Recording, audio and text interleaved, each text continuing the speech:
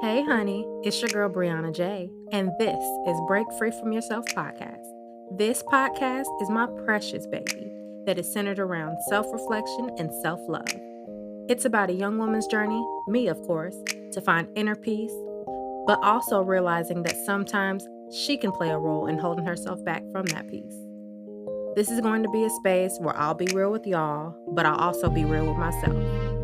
Listen, I know I'm not the only one that can hold themselves back from that greatness that they're supposed to be.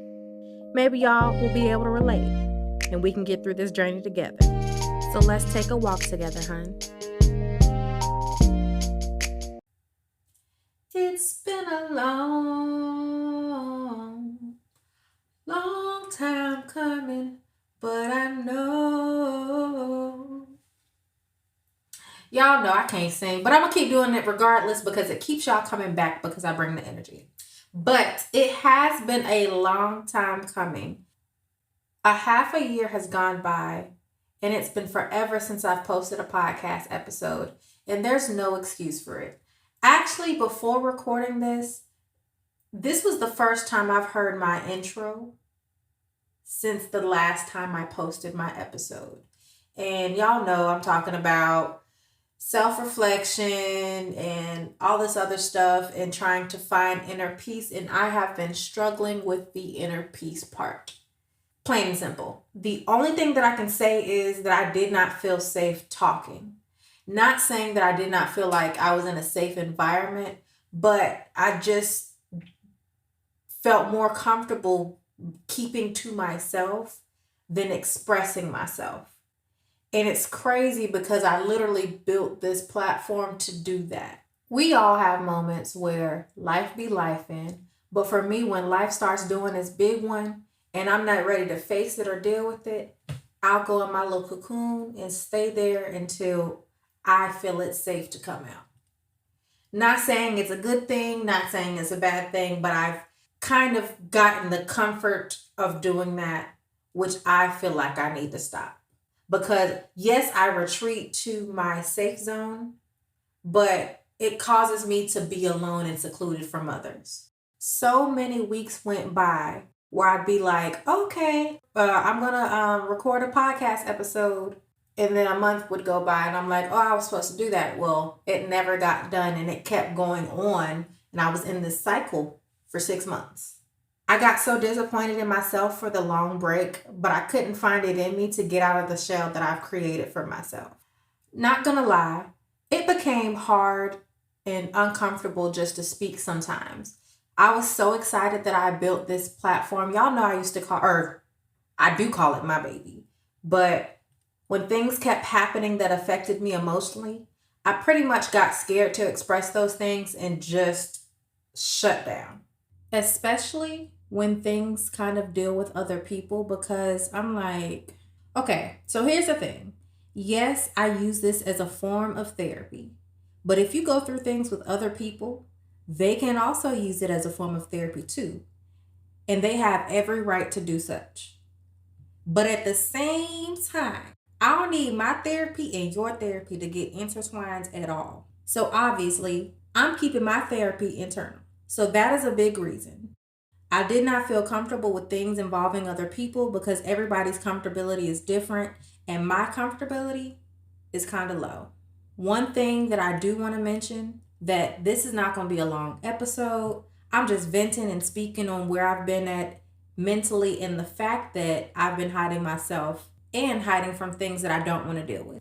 I will say that recently I went to therapy. And I'm going to speak on my experience with therapy. So first of all, it was not my choice to go to therapy because I would have been avoiding it forever. Well, it was my choice because I didn't make the decision. I wasn't forced to go. But I kept being encouraged to go by so many people in my inner circle that were going themselves and they were seeing good results and they recommended therapy. They didn't recommend their therapist, obviously, but a lot of people were talking about therapy and I'm like, yo, let me just try it. So for a while, I've been back and forth about going. The reason why I did not want to go is because I felt like I was already privy to the information that they were going to give me. I'm just choosing not to make those decisions. That's on me. So I'm like, I don't need to go. I already know what they're going to tell me, but I went just to try it out. So my first session, I kind of got the therapist that I was going to excited because I was crying. So she thought that I was comfortable because I was crying. No, ma'am, I'm just crying because I cry. I mean, I hate that I cry more than I would like to. I would actually like to not cry, but I'm crying because that's a relief for me. So just because I cried in the first session doesn't mean I'm comfortable with you, because I'm not comfortable at all. I actually believe that when we had the first session, I didn't really give too much information because I don't know you. And so we did have some subsequent sessions and they went fairly well, but she kind of was making me realize that I did understand the things like I thought, because she would be congratulating me or, high fiving me, patting me on the back, because she'd ask me, well, what does this mean? Da, da, da, da. And I'm telling her exactly what it means. I know, but some reason I'm just delusional. I still choose to do what I would do. No, I'm not even going to say that. But, I analyze after the fact, so I can always say, well, I could have done this better. I should have done this better. I can talk to these people a different way. So for when I'm talking to her in therapy, I don't know if it was really helpful, because I'm like, you're just here. So I actually had a moment where I reached out and I was like, hey, because she gave me assignments every week. Oh, it wasn't every week because I didn't feel comfortable going every week. I wanted to go when I felt comfortable. She wanted to do it more often, and I'm like, I'll at least do every other week. So in between, we had an assignment where we're supposed to acknowledge emotion. Well, there was emotion that I was feeling, and I acknowledged it. I expressed that I needed to vent, but because I don't feel safe, I'm not comfortable, I can't really vent. It's like I need to, but I don't know how to. I was stuck. And so I expressed everything that I was feeling in that moment, except for what I needed to vent about. And her response to that was so excited. Oh, I can't wait so we can discuss this. Da, da, da, da, da, da, da. So I'm like, girl, why are you so excited? I'm distraught right now. And she asked to set up another session. Well, for me, I didn't feel comfortable setting up another session because I needed to get my mind together. I needed to figure out how I'm going to move on a day-to-day basis. And so I did not respond to that message. 3 days later, I get a message that says if I don't make a session, they're going to close my file. Now, this was literally a week after I had my last session. I got an email saying that if you don't set up a new session, we're taking you out the caseload. And I'm like, caught off guard, because I can't understand why I would be cut off a caseload when I thought therapy was a come as you need, not meet a quota situation. So I reached out and I said, hey, I'm okay. I'm just trying to get my mind together and figure things out. I would definitely love to set up another session, but I didn't give a date because, again, I need a week or two to figure things out. So please allot me that time. And in the original message where they said that they were going to close it out, they said if I didn't respond within 3 days, that they would close my file. Well, I responded, and the response was, well, since you're not giving us a date for a session, we are going to close your file. I'm saying we, but it was just the one person. But she was closing my file because I did not schedule a session. And for me, it kind of felt like abandonment. It felt like, yes, we were working on me opening up, and I've expressed that it's hard for me to do that. And because I don't feel comfortable doing that, I'm being left behind because I can't get out of this shell. And I thought that was what we were supposed to be working on. So for me, it was hard. To me, it felt like I'm abandoning you because you're not giving me what I need as far as for my job. And that hurt. So after that, I just left it at what it is. My file was closed because I did not schedule a session.